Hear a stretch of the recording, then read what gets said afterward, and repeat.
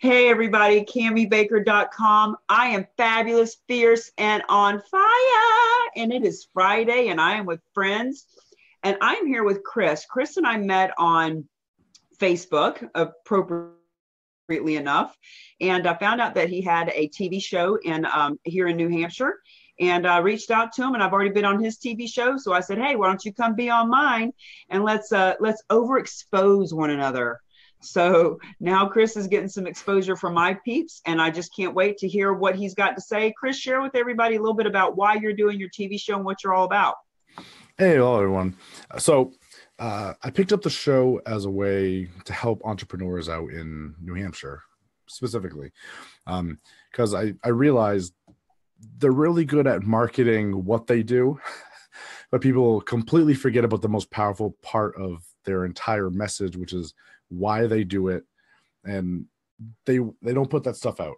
So I started the show as a way to kind of bridge that gap between they can actually talk about why they get into business, and they can share some of their knowledge with everyone else and kind of grow the community here in New Hampshire, you know?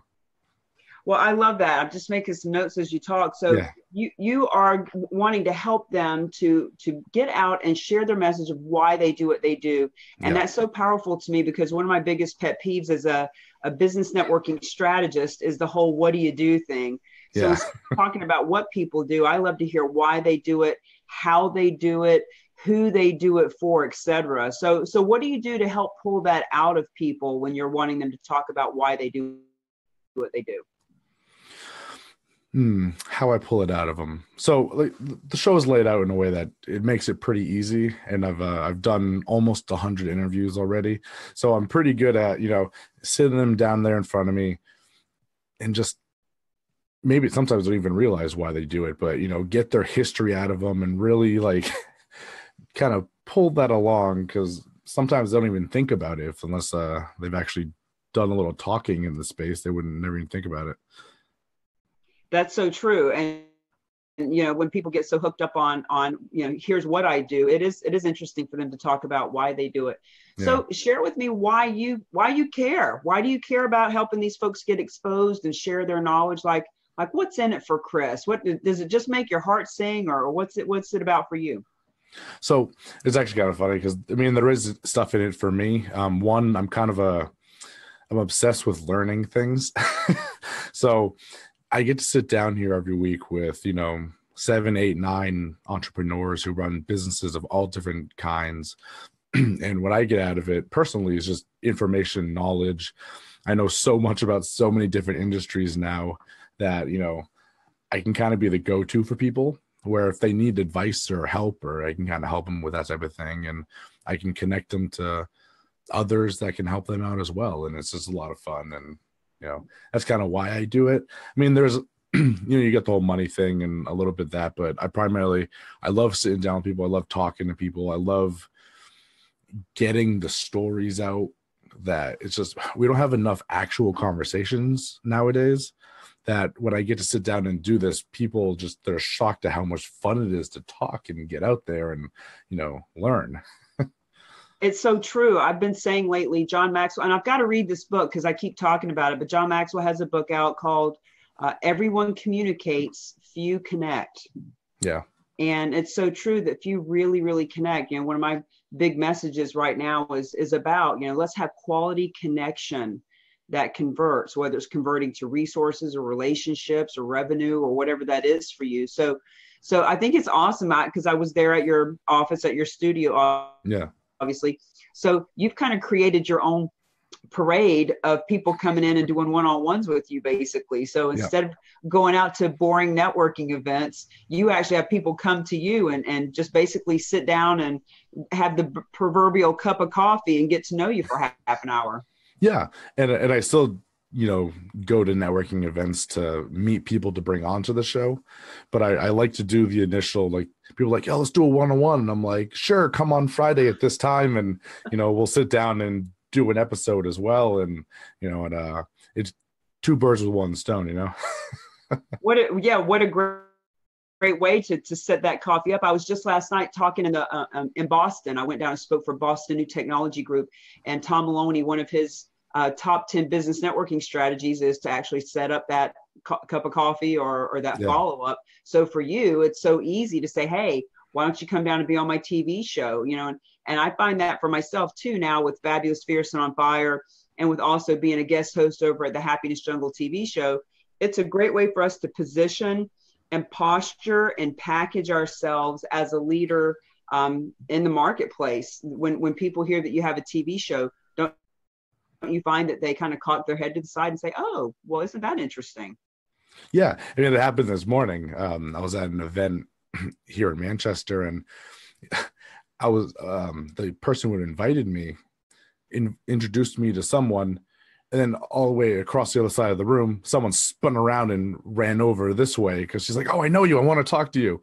And so, yeah, people, I get that reaction all the time where I say I'm on a business talk show and everyone's like, what?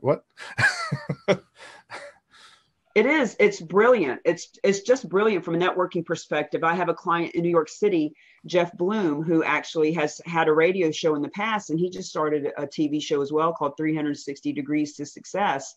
Oh. And I've been talking with him about, you know, how awesome it is to have that. So for you, for me, for him, for any of us that have media going on, when we go to a networking event, we don't have to talk about being a boring, you know, mediator or financial planner or real estate agent or whatever that is. We actually have something interesting to talk about. And another interesting thing you're going to have to talk about is you are creating one of these. And I got to tell you, this is the best calling card God ever created. If I had known how great having a book was, I would have done it 10 years ago. Yeah. So good for you that you have one coming out. Talk to us about that. Okay. So I've been wanting to put out a book for a while, but I never quite knew what I wanted to do with it. You know, like, what's the point of having it? And I finally realized, like, well, I'm just going to do what I do with my show. So I'm reaching out to some of the best and top entrepreneurs and businesses in New Hampshire to get a real life look on what it was like for them coming up. So the book is geared towards new entrepreneurs. So someone who's, instead of going to the state and getting, you know, this little couple page PDF on this is what it takes to start a business, you're going to get real advice, real, you know, struggles, the real looks of people, you know, from who are running these multi-million-dollar businesses in New Hampshire. So this market, this reality, instead of, you know, some watered down thing from, you know, that you could find online, you're going to get like real substance in a book, kind of like what I do on my show. So will you actually have them talking about what is it like to get things trademarked or to create an LLC in this state, and like details like that are specifically about this state? Yeah, for you know, state specific, and then you know, if I can, I'm trying to get people like the owner of Planet Fitness or, you know, Dine, like those guys who have these huge companies that started here, that are growing here, and what it's like to run here, you know. And maybe even people like Dean Kamen. Yeah, anyone I can get that I can actually get to take me seriously, yes. Well, yeah, but I'll bet he would. I mean, based on here's the deal, positioning, based on the fact that you have a TV show and that you're writing a book specifically about the state. I mean, I don't know if Dean Kamen actually got started here. I don't know his history that much, but God knows he's, you know, definitely planted his flag here. And to know that, you know, you're really supporting this community like he does, bro, you need to reach on it. As a matter of fact, I'm reaching out for you. Here we are on Facebook Live. The whole world's watching us. If you know Dean Kamen, or if you know someone who can put us in touch with him, reach out to myself or Chris. There you go. Perfect. Thank you. Who are some other people, as a matter of fact? One of the things that I like to talk about at networking events is, you know, ask people, hey, who's the most successful person you know, and can you put me in touch with that person? So as long as we're having this conversation, who are some other folks in New Hampshire that you specifically would like to put on your dream list of people to have in the book? Ooh, that's a good question, because that's the part we're still building right now is who we're going to reach out to. But I'm looking for, I guess, medium to larger businesses. So, you know, anything in the millions, you know, Fit Lab, the owner of Planet Fitness would be fantastic as well. I'm trying to think if there's any, I'm just trying to think of companies that are so big like that, you know what I mean? But Well, now owner that's what we're Planet working on. Fitness, are you looking more for companies that have actually been born and spawned, if you will, right here in New Hampshire, or just companies that have, because Planet Fitness is a franchise, so I don't Mhm. know, did they actually get started here? Yes, they're from New Hampshire. Well, there you have it. Yeah. I mean, I'll take companies that are here now, but if I could find ones that started here, that's kind of like the idea and the spirit behind it all, you know? Well, there you have it, friends. When because we all know somebody who created a company here. So you originally said that you wanted newer entrepreneurs, but you actually, I mean, if they're in the multi-millions, you're looking for companies, basically anybody that's been started and created in New Hampshire that has a story to tell and that can help the budding upcoming entrepreneurs and business owners in this state with different tips on taxes, creation of entity, what it's like to deal with specific governments here, and just all the fun part of it too.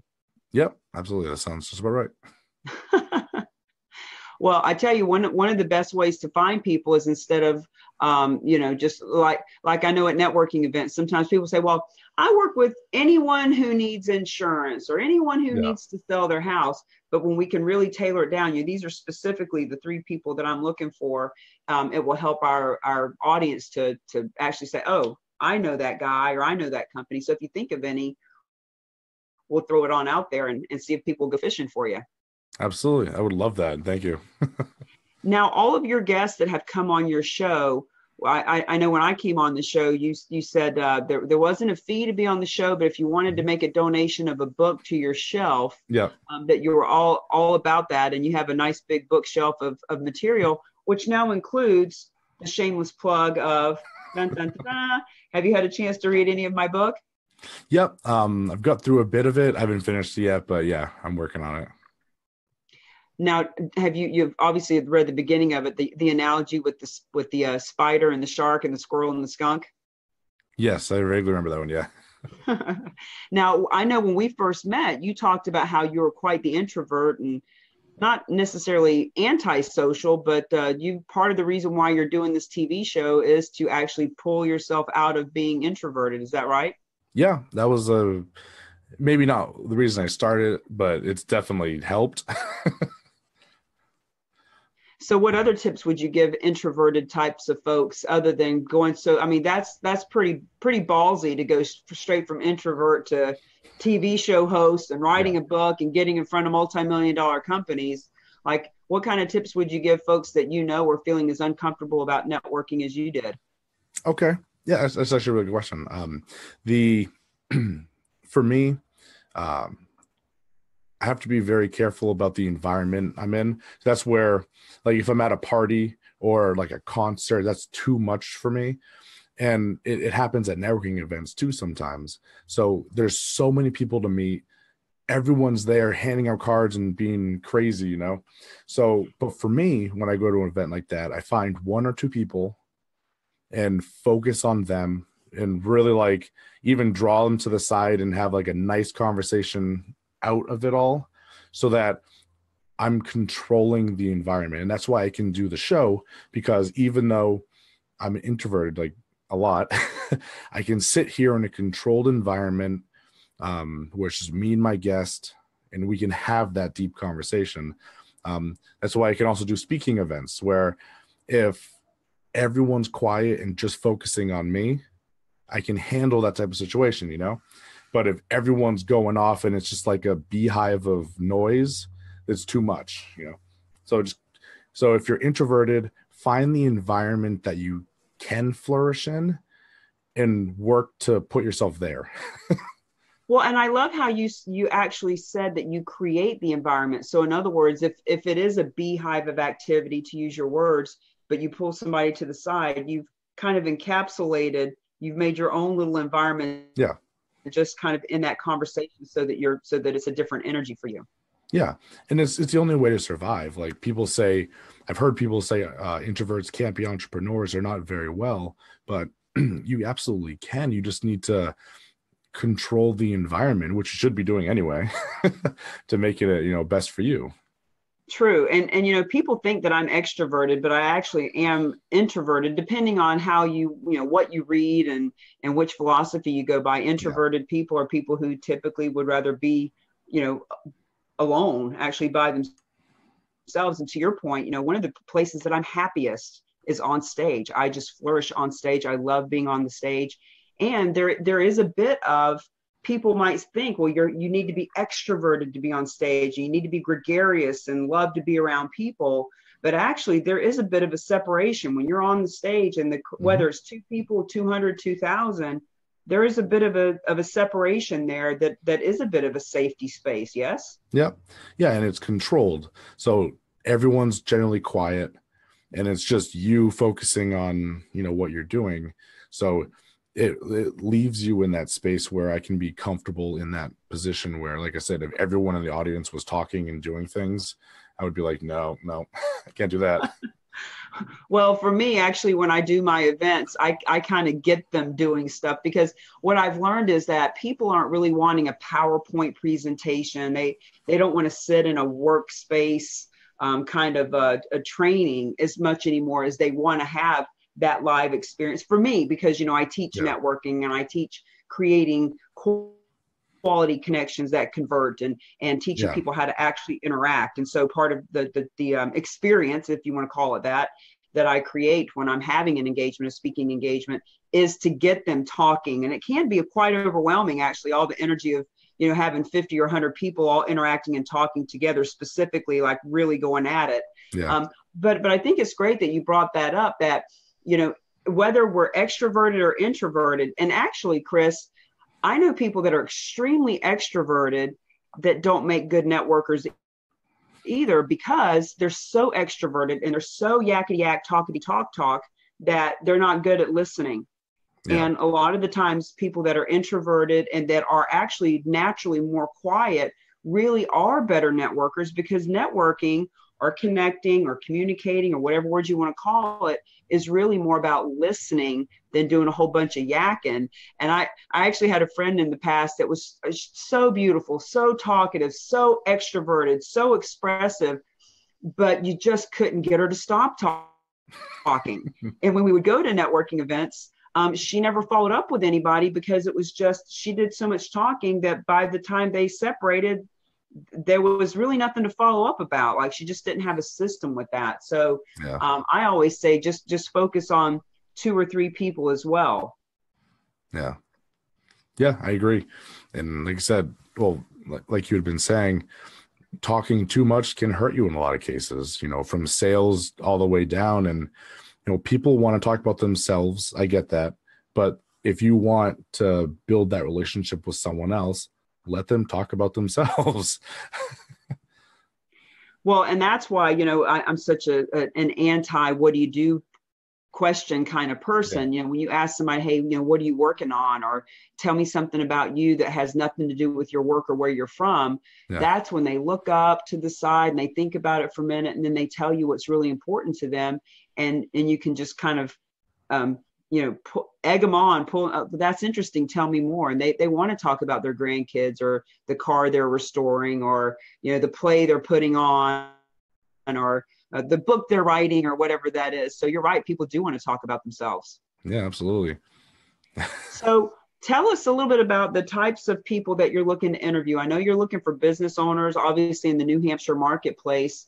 Are there any specific categories or industries that you haven't talked to yet that you think would be interesting? No. So that's actually a really good question, because the fun part about it is a lot of the categories that I would love to get into, I don't know they exist. So, great example is I had a guest on. She was a holistic pet groomer, right? So through our conversation, I found out, there's a market for professional dog walkers. And, I found very recently there's a market for professional balloon shapers and, stuff like that. Yeah. So there's so much out there that I don't even know there's a market for it. And that's why I like to do this, because I get to meet those people and learn about these markets.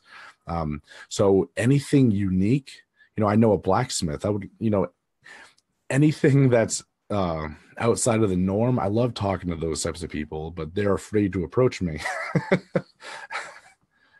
Interesting. Well, actually, when I did your TV show, I had a guy contact me within a day of doing your show, and he makes stills, moonshine stills, That's and awesome. here in New Hampshire. Hmm. And interestingly enough, he said they can't keep them on the shelf. They sell them like crazy. And I don't know exactly what a still does, but it distills liquid down. And so Yeah. he was talking about how you can actually purify water with them. And so, Wow. he talks about using it as a way to for other countries or people to purify their water. You can use it to make essential oils. Yeah. Like, so it's really fascinating, the different things out there. And, you talk about these different things that you find out about. A friend of mine was telling me the other day that she bought a camper to do as a bed and breakfast, not bed and breakfast, Airbnb. So, Airbnb is so popular now that people actually have a motor home that they rent out to people. Have you ever heard of that? No, no, not really. Yeah, it's fascinating, all the Yeah. different things out there. So anybody that's watching, you want to get a hold of Chris because he's clearly looking for some outrageously different, and especially in the New Hampshire marketplace up in the Lakes region, there's got to be all kinds of Yeah. interesting. So what's one of the most interesting people that you have interviewed on your show? For me, um, you may know him, but he's a professional sales trainer. Like that interests me because I love, sales. So that was a lot of fun. I What think was his name? I didn't catch it. I forget the name on top of my head. Just John Kaufman, I believe. That sounds Um, familiar. yeah, I mean, I've seen him around a bunch of places, so you've probably run into him. But he has a sales training company, and I love that type of stuff. And I had a hypnotist on last week. That's always a ton of fun. And so anything unique, I have a lot of fun in those interviews. Oh, hey, have you heard of Norm the Psychic? No, not yet. You need to have Norm the Psychic on your show. Norm has been doing a TV show on Manchester. Hey, contact Manchester Public Access Television Station, Yeah, and the other ones, is for that matter, all of them well, Nashua Public Station that I do my TV show at, yeah, because they've got all these different guests or hosts of TV shows. Norm the Psychic's had his show there, I don't know, 20 years or something. I've been on it 3 or 4 times. It's been a few years since I was on it. I was yeah. always on it as a real estate agent. That's the only way he can identify me anymore. But he is funny, and you're just talking about whatever the business is, whatever's going on. His show's like 2 hours long. It just goes on and on and on, and you're just sitting there the whole time. And all of a sudden, out of nowhere, he'll say, "Hey, your mom's passed away, and she wants to give you a message," or just something really bizarre. And usually he's pretty spot on about it too. That's really cool.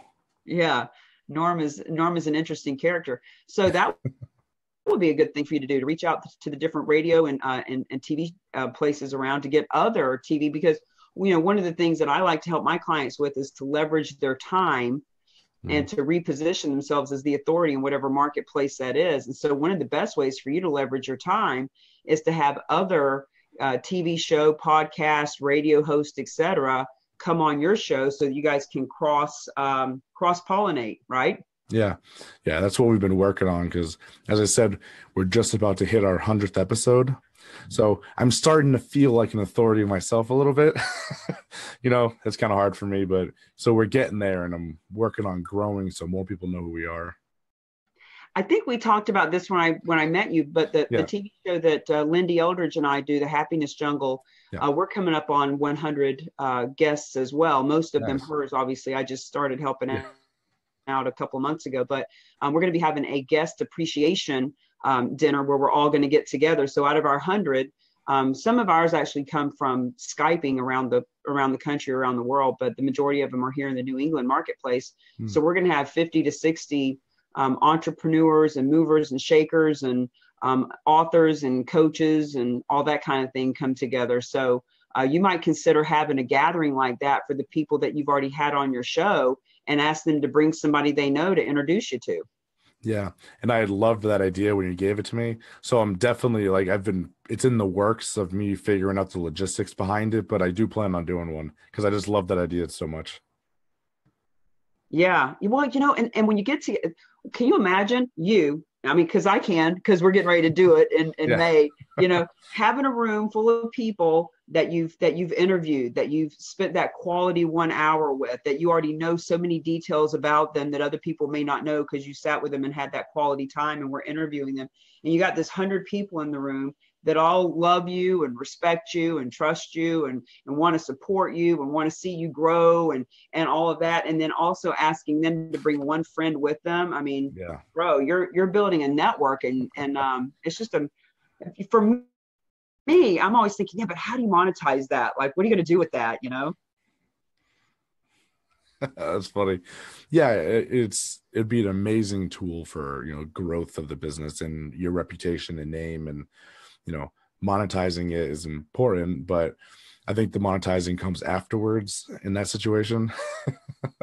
Yeah. Well, I tell you, you've definitely done a great job in positioning yourself. I love what you just said, that now that you're coming up on 100 guests, you are starting to own your place and feel like the expert that you are and the authority in your marketplace. And, that's one of the things that I talk about all the time is who are you being? Like, who are you being in the marketplace when you walk into a conversation, whether it's in an email or on the phone or a Zoom or Facebook Live or walk into a networking event, who are you being? Like, how do you, what's your posture? And so for you, when you walk into a networking event now, as opposed to 100 guests ago, talk to me about the shift in energy 100 guests ago before you had your show. And now when you walk into a room and people are like, hey, I know that guy. You want to go talk to that guy. He's got a business TV show.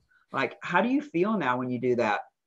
Good. Like, I'm not, one of the big TV guys out there that everyone knows, celebrities, but it feels good to walk into the room and have people take what I do seriously. Because in the beginning, it was really hard to get businesses that would, one, even schedule the time to sit down with you. And that was when I was going to their businesses at the time, But now, typically an hour, hour and a half, people will drive here to sit down in front of me for 30, 40 minutes, So there's more respect from them to me and vice versa. So they take me seriously, and that makes me feel good too. I hear you.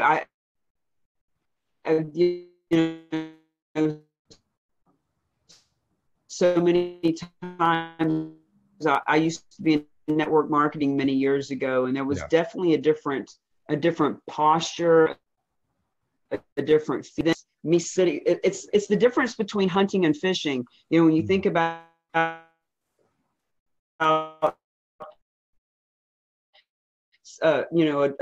dog is hunting a rabbit and they're chasing it and chasing it. There's nothing cracking and all that. You got out a lure that is so alluring that they come to you. And so that's what you've created. You've created something that's alluring and that's yummy enough for them to come to you. Yeah. Yeah, absolutely. Totally agree. And well, congratulations for that. It's so nice to see other people using media and technology in ways that can position them in the marketplaces and authority. You were a pleasure to go and meet with that day.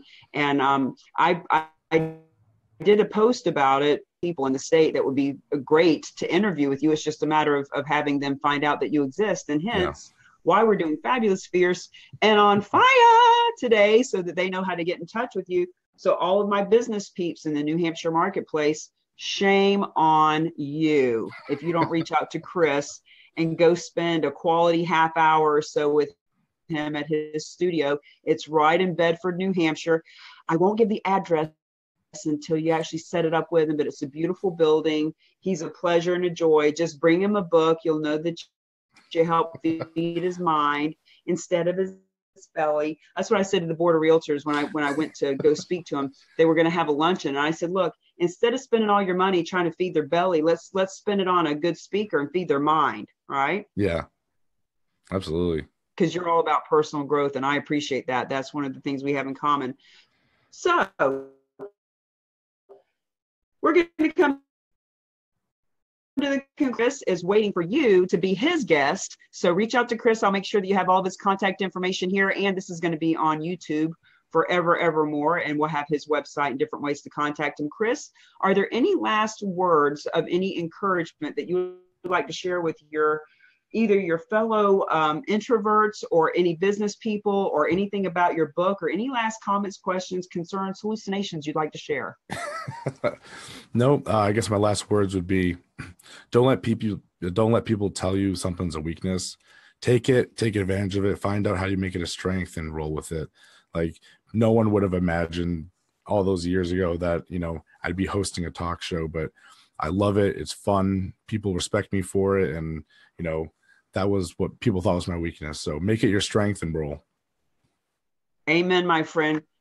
Thank you for your time. Catch you guys later. Yeah, thanks so much.